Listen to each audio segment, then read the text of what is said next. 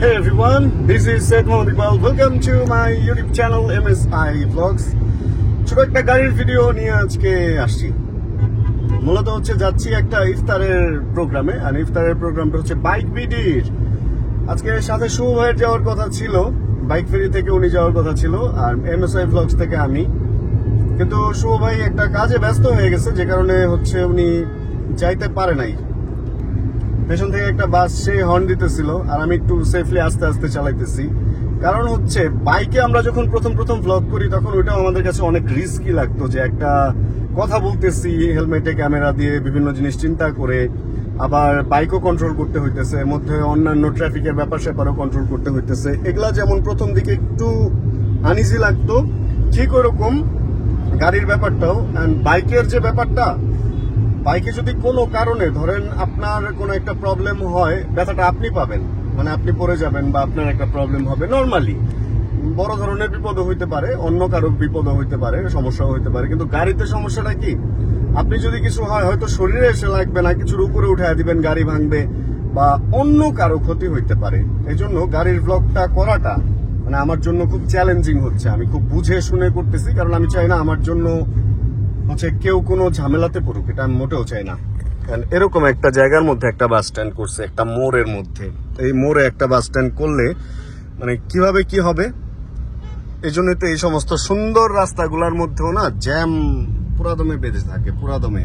যাই হোক, বরাবরের মতো আজকেও একটু লেট আমি করছি, খুব একটা লেট হয় নাই, মানে যতটা লেট হওয়ার কথা অতটা লেট হয় নাই। আর শুরুতেই একটা চুনা খাইছি হচ্ছে, গাড়িতে ফুয়েল নিলাম, মোটরসাইকেলে যে টাকায় ফুয়েল হয়ে যেত ফুল, এটাতে তার 3 গুণ টাকায় নিয়েও মোটামুটি ফুল হয় নাই।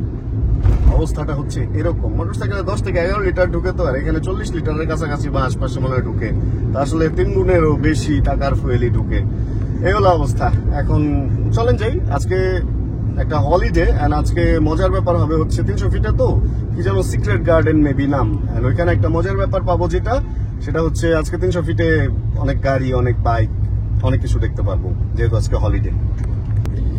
হেই, একটা অনেক মজার ব্যাপার লাগলো। এক হচ্ছে যখন পাম্পে ফুয়েল নিতেছিলাম তখন এক ভাইয়ের সাথে দেখা হয়েছে, এসে বলতেছে যে ভিডস দেখলাম, আবার পিছনে MSI Vlogs লেখা। এবং বনানী থেকে যখন, এই রাস্তাটা জায়গাটা সুন্দর, বনানী থেকে যখন আসতেছিলাম এক ভাই পাশে বাইক থেকে ডাক দিচ্ছে আমাকে। আমি তো ভাবছি না জানি ওরা কি চাপটাপ লাগছে নাকি কেন আমাকে ডাকতেছে। পরে বলতেছে ভাইয়া, সালাম দিল আর কি অবস্থা। মানে পেছনের নামটা লেখা থাকাতে অনেকের বুঝতে সুবিধা হয় যে আমি আছি এখানে। দেখা হয় অনেকের সাথে, আজকে যেহেতু দুজনের সাথে হয়ে গেল রাস্তায় দেখা, তার মানে যখন সারা দেশ ঘুরবো এইভাবে অনেকের সাথেই দেখা হবে। আর সব ভালোর মধ্যে খারাপ শুধু এইটাই যে ফাঁক ফোকর দিয়ে চলে যাওয়া যায় না, মানে একটা সিরিয়াল শৃঙ্খল নিয়ম নীতির মধ্যে চলতে হয়। বাইকে যেমন একটু এদিক সেদিক দিয়ে চলে যাওয়া যায়, বাট এখানে বাইজা থাকা লাগে, এটাই একটু খারাপ। এছাড়া এই যে লাস্ট 2-3 দিন ধরে যে গাড়ি নিয়ে চলতেছি, মোটামুটি ফুল ব্যাপারটা বেশ এনজয় করতেছি। মানে বৃষ্টি যখন হবে তখন ব্যাপারটা আরো এনজয় করবো, কারণ বৃষ্টির মধ্যে ড্রাইভিং হচ্ছে একটু স্পেশাল ফিল দেয়। এক হচ্ছে ভিজবেন না, দুই হচ্ছে অনেক সুবিধা। আসলে এটা বলে বোঝানোর মতো না, শুধু পানি জমে থাকে যেখানে, ওইখানে স্পিডে চালাইলে নিচের যে মাডগার্ডের ব্যাপার স্যাপার গুলো থাকে ওগুলা ডিসপ্লেস হয়ে যায়। এছাড়া সব ওকে।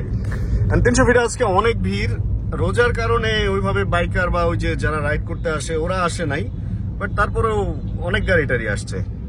300 ফিট রোডে যদি পুরাটা না যাওয়ার হয়, তাহলে মাঝখানের এই লেনে না ঢুকে সাইডের সার্ভিস লেন দিয়ে যাওয়াই ভালো, কারণ যখন তখন ইউ টার্ন নেওয়া বা যে কোনো কাজে এটা দিয়ে আপনি যাইতে পারবেন। আর সার্ভিস লেন এমন না যে খুব ফাস্ট চলে না, স্লো চলে সবাই, মানে জ্যাম এরকম কিছু কিন্তু না, বরং মধ্যের রাস্তায় পুলিশ বেশি ধরে, স্পিড গান আটকায়, তার চেয়ে এই সাইডের রাস্তা দিয়ে গেলে সুবিধা মনে হইতেছে। ফোন দিছিল ওইখান থেকে রাজ ভাই, এন্ড উনি পৌঁছে গেছে অলরেডি। বললো যে ভাই চলে আসেন ফার্স্ট গোলচত্বর থেকে নাকি ঘুরলেই সিক্রেট গার্ডেন। আর আমি বুঝি না এত তাড়াতাড়ি চলে আসতে পারবো, মাত্র বাজে 5:24, চলে আসতে পারছি এখানে, যেহেতু আর 5 মিনিট লাগবে হয়তো যেতে। আর ইন্টারেস্টিং ব্যাপার হচ্ছে অনেকের সাথে আড্ডা দিতে পারবো, ব্যাপারটা এনজয় করতে পারবো আর কি, আগে যেহেতু আসতে পারছি।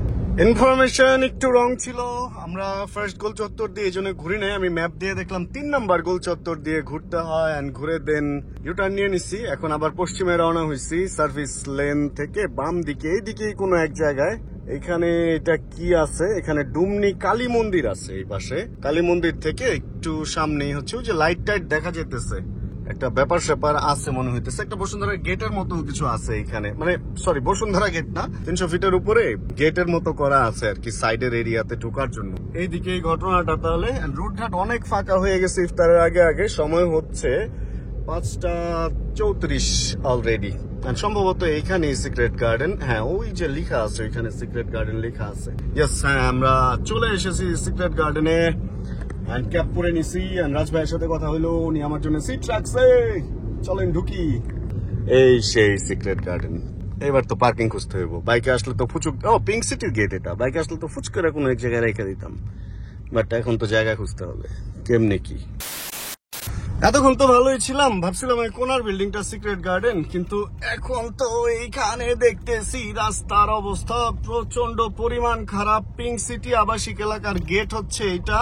আর কেউ একজনকে জিজ্ঞেস করলাম যে পিঙ্ক সিটি আবাসিক এলাকার গেটের কোন দিকে, সে বললো যে এই পিঙ্ক সিটি পার হয়ে একটু সামনে ওইদিকে গেলে দেন হচ্ছে বাম পাশে পড়বে। এই জন্যই বাম পাশে সাইনবোর্ড দেখছি। সম্ভবত সাদা এই যে ওয়াল, এটা হওয়ার পসিবিলিটি আছে। বাট আমি একটু আগে এখানে ঢুকছিলাম, আমি ওই পিছনে একটা পিঙ্ক সিটি মনে করে আবার পেছনে ফেরত। ভাই আমার এইখানে একটা ক্যামেরা সেট করতে হবে পার্মানেন্ট, যাতে তাকায় তাকায় কথা বলতে পারি। হাতে নিয়ে নিয়ে কথা বলা ভাই ঝামেলা। এই যে ইফতার মহল, মহল নাকি মাহফিল, মাহফিল এটাই এটাই এটাই।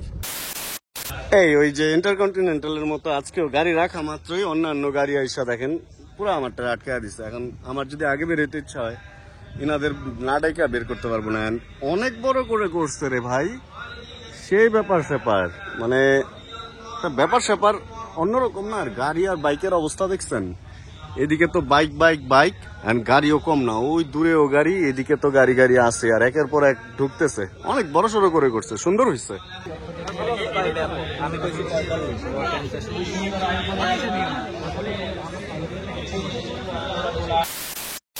প্রোগ্রামটা হচ্ছে দিনেও যেরকম সুন্দর ছিল, মোটামুটি রাতেও ঠিক ওইরকম লাইট টাইট দিয়ে বেশ সুন্দরভাবে সাজানো হয়েছে। আর এখন হচ্ছে কেক কাটা হবে, আর গাড়িও মোটামুটি ফাঁকা হয়েছে। এই জন্য আমার বের হওয়াটা মনে হয় এখনই ভালো হবে। জাস্ট কেক কাটাটা এখান থেকে দেখে দেন হচ্ছে রওনা হয়ে যাব।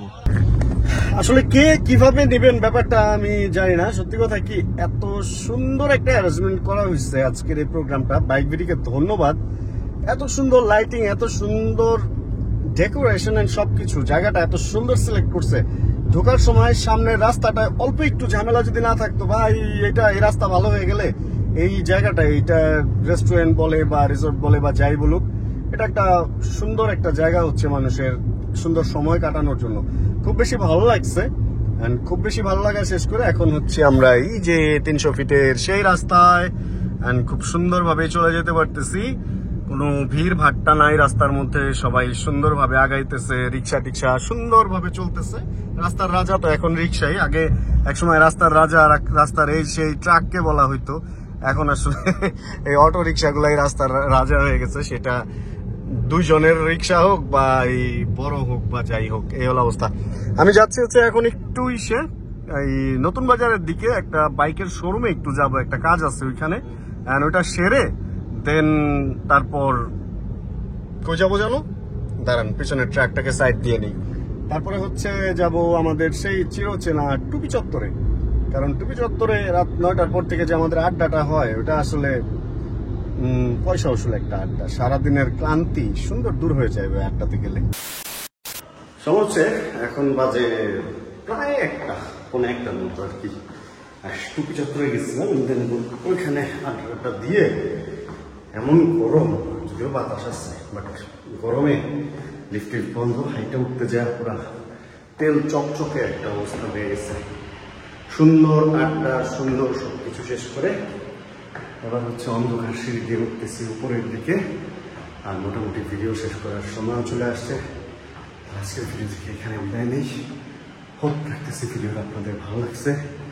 ভিডিও ভালো লাগলে একটা লাইক, চ্যানেলে নতুন হলে সাবস্ক্রাইব। জানাবেন কি কোন জায়গা থেকে ভিডিও দেখছেন। যতক্ষণ পরবর্তী ভিডিও নিয়ে আবার আসতেছি, ততক্ষণ ইনশাআল্লাহ আমরা থাকবো ভালো, আমরা থাকবো সুস্থ এবং করতে থাকবো চিল। ইনশাআল্লাহ আমি চিল হয়ে যেতেছি।